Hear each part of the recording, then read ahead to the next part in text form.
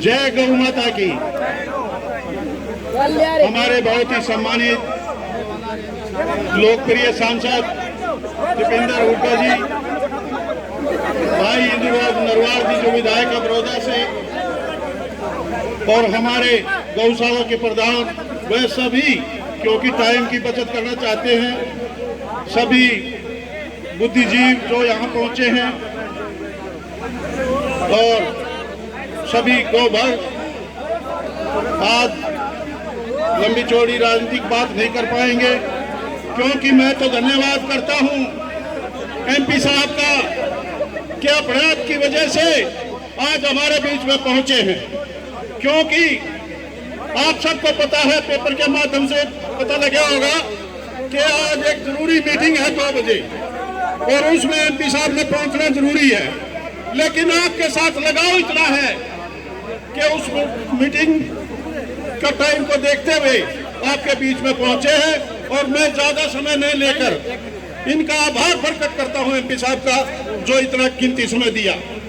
इसके साथ ही मैं लंबी चौड़ी बात नहीं करता क्योंकि गौशाला में मैंने पहले ही घोषणा कर रखी है कि जब तक विधायक रहूंगा 1,11,000 रुपये देते रहेंगे।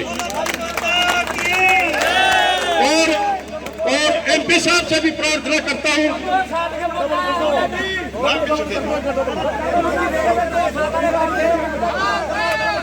तो कर लेंगे बात, कोई नहीं, आपस में मिलकर घर का मामला है समझा लेंगे।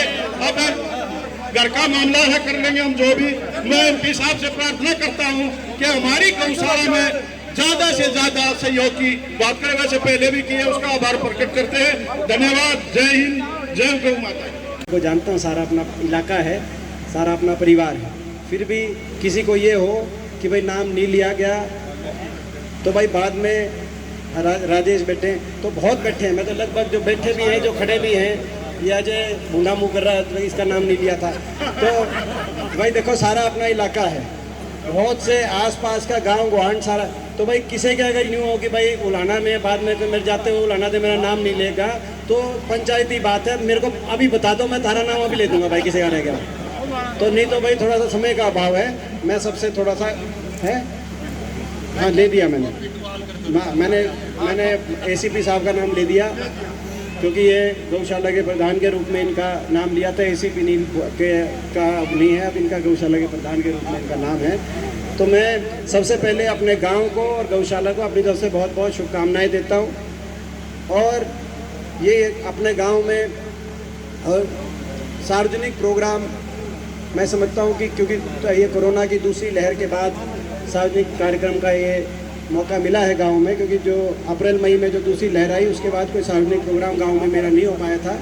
तो माड़ा वक्त था, पूरे दुनिया के देश के आगे एक माड़ा वक्त था, निकल गया। आज हम यही गौशाला के इस पावन प्रांगण में सबसे पहले भगवान से यही प्रार्थना करते हैं कि भाई ये इस तरह का माड़ा वक्त कभी दुनिया के आगे, हमारे देश के आगे, हमारे इलाके में ना आए और आने वाला समय ढेरों खुशियों भरा समय हो, सबके लिए खुशहाली लेके आए। ऐसे ही हम सारे आज मिलके सबसे पहले गौ माता के इस पावन जो है प्रांगण में भगवान से प्रार्थना करते हैं। हम भगवान से इस मौके पे ये भी प्रार्थना करते हैं, ईश्वर से प्रार्थना करते हैं गौ माता के प्रांगण में कि इस जो सरकार है दिल्ली की सरकार, उसको सद्बुद्धि दे, क्योंकि आज हम यहाँ पे गौशाला के कार्यक्रम में हर्षोल्लास के साथ शामिल तो हो रहे हैं, लेकिन हमारे जो है वो खुशी जो दिखाई दे रही है वो हमारे दिल में नहीं है, क्योंकि हमारा दिल और आत्मा किसान के साथ है। जो किसान लगभग 1 साल से जो धरनों पे बैठा है, जिन धरनों में लाखों की संख्या में किसानों ने अलग अलग प्रोग्रामों में पूरे देश में हिस्सा लिया, एक ऐसा आंदोलन जो दुनिया ने और देश के इतिहास में शायद ऐसा आंदोलन दूसरा नहीं हुआ हो, जिस आंदोलन से 600 शव इन धरनों से अपने अपने गाँव में वापस आ चुके हैं। इतना बड़ा आंदोलन कि 600 शव वापस आ चुके हैं इन धरनों से, लेकिन फिर भी देश की सरकार ने जो है किसान की सुध ना ली हो, अपने घमंड में सरकार जो है यूं की टस की मस ना हुई हो, और घमंड में किसानों की मांग केवल मानने से मना नहीं किया, किसान को इंसान मानने से भी इन्होंने मना किया कि आज तक किसी एक सांसद, एक विधायक, एक मंत्री के जो है मुंह से ये शब्द नहीं निकले कि भाई हम मांग तो नहीं मानते, लेकिन ये 600 लोगों के धरनों पे जो है अपनी जान चली गई। हमें दुख है इस बात का, हम इसके प्रति सहानुभूति व्यक्त करते हैं। ये भी इस देश के नागरिक थे। तो खैर मैं उस बारे में ज़्यादा लंबी बात नहीं करूँगा कि मुझसे ज़्यादा उस दर्द को आप महसूस करते हैं। लेकिन आज इस प्रांगण से हम भगवान से प्रार्थना करते हैं, भगवान सरकार को सद्बुद्धि दे और किसान की सुने। ये जो है किसान इस देश का नागरिक है, इस किसान की बात सुनी जाए और इस जो है किसानों की मांगों को मानते हुए तीनों कानूनों को वापस लेते हुए किसान को वापस लौटने का रास्ता मिले। तो आज ये भी हम यहाँ से एक प्रार्थना करते हैं। बाकी आपको पता है हरियाणा प्रदेश में जो ये सरकार है इसको 7 साल हो गए और केंद्र सरकार को 7.5 पौने 8 साल हो गए। आपने इनका कार्यकाल देखा है, कार्यशैली देखी है। आज प्रदेश हरियाणा प्रदेश, जो प्रदेश एक समय में 2014 से पहले देश में सबसे आगे के प्रदेशों में गिनती होती थी विकास दर में, प्रति व्यक्ति आय में, निवेश में, आज 8 साल के बाद 7.5-8 साल के बाद इनकी सरकार कार्यशैली के बाद वही प्रदेश हरियाणा प्रदेश की गिनती बेरोजगारी में देश में नंबर 1 पे हो रही है। सबसे ज़्यादा बेरोजगारी हरियाणा में, सबसे ज़्यादा अपराध दर भारत सरकार के अनुसार सबसे ज़्यादा अपराध दर हरियाणा के अंदर। और जिस तरीके से एक भाईचारे के साथ खुशहाली की तरफ हरियाणा बढ़ रहा था, आपसी भाईचारा खुशहाली का एक प्रतीक हरियाणा बन चुका था, आज इस सरकार ने इन 7.5-8 साल में कितना नुकसान पहुंचाया इस प्रदेश को।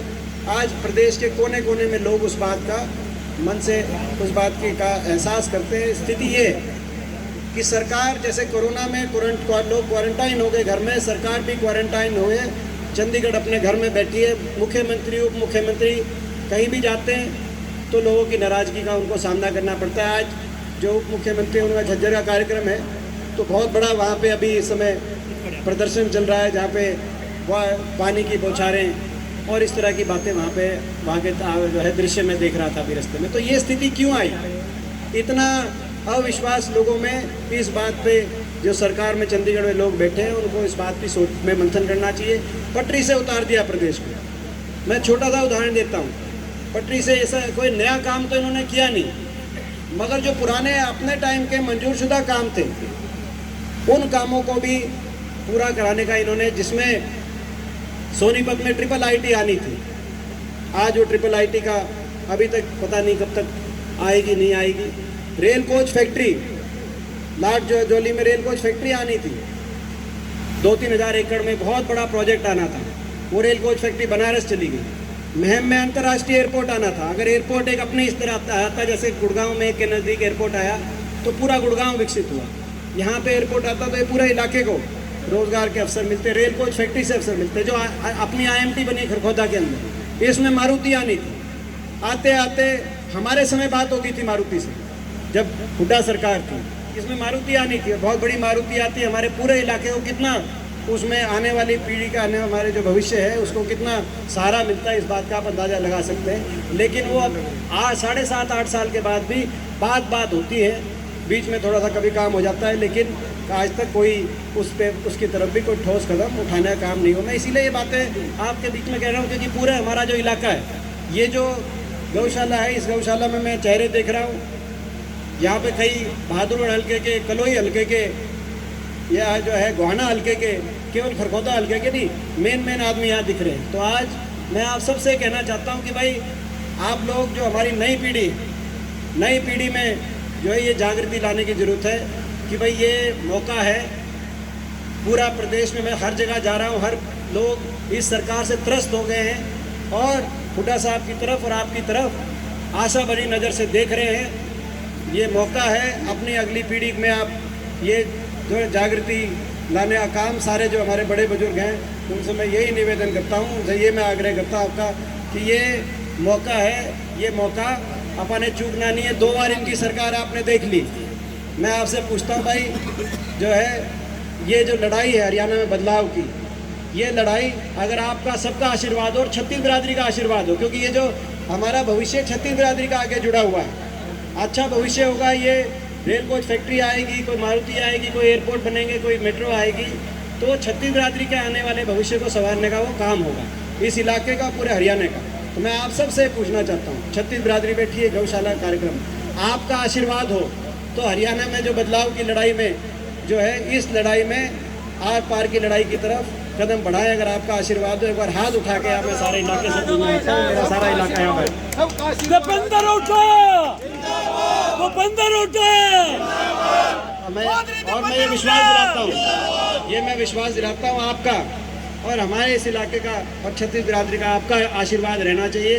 पूरे हरियाणा में मैं घूम के आ रहा हूँ, आपका आशीर्वाद खाली हाथ नहीं जाएगा, रंग लेके आएगा। आने वाले समय में आपकी सरकार लेके आएगा, ये मैं और भाई गौशाला की तरफ से जो ये बात सही बात है, ये बात भी गौशाला की कमेटी को भी पता है कि मैं जहाँ भी जाता हूँ हर गौशाला में, क्योंकि मेरी जिम्मेदारी एक सामूहिक है, हर गौशाला में 5 लाख की ग्रांट मैंने पूरे अपने इलाके में, चाहे वो पहले अपने गौशाला में, सरकार तो बात दूसरी थी, अब विपक्ष की बात है। लेकिन तो विपक्ष में देखो, सरकार के टाइम तो और भी ज़्यादा देते थे, तो कोई छूट, मतलब सबसे ज़्यादा उस समय खडवाली और सिसाड़ी गौशाला में आए जब सरकार थी। लेकिन विपक्ष में भाई एमपी कोटा ही बचता है, एमपी कोटे से 5-5 लाख मैंने जहाँ भी दिए जा सकते हैं वहाँ पे दिए देने का मैंने प्रयास किया है और सब जगह बराबर करने का ही हक बनता है। लेकिन एक बात ज़रूर है, जो ये बात आई कि भाई इस बार मैं एक बात समझता हूँ कि भाई कोई सत्ता पक्ष के, क्योंकि किसी व्यक्ति को जो है निमंत्रण आप लोगों की तरफ से नहीं गया, क्योंकि जो परिस्थिति है उन परिस्थिति में भाजपा जजपा के किसी, तो ये मेरे को गौशाला कमेटी ने ये बात बताई है। दूसरी बात ये भी मैं समझता हूँ कि भाई जो है ये पिछले साल कोरोना की वजह से प्रोग्राम नहीं हो पाया था, तो ये 2-3 चीज़ें मैं समझता हूँ। तीसरी बात मैं ये भी समझता हूँ कि भाई पहले मेरा कोटा जो था वो लोकसभा कोटा था, रोहतक लोकसभा में लगता था और शादीलाल बत्रा जी के कोटे से मैंने दिलवाए थे। लेकिन मेरा कभी कान का पर्दा फाड़ोगे भाई है ना, तो वो शादीलाल बत्रा जी जो दूसरे राज्यसभा के सांसद थे उनके कोटे से दिलवाए। मगर अब राज्यसभा में, चलो लोकसभा में तो हाँ वो आपका भी है, मैं आपका भी जोड़ूंगा, क्योंकि लोकसभा में तो आपने देखा लोकसभा में किस तरीके से साम दाम दंड का प्रयोग मेरे खिलाफ हुआ लोकसभा इलेक्शन में, और जो आपके सामने ज़्यादा मैं नहीं कह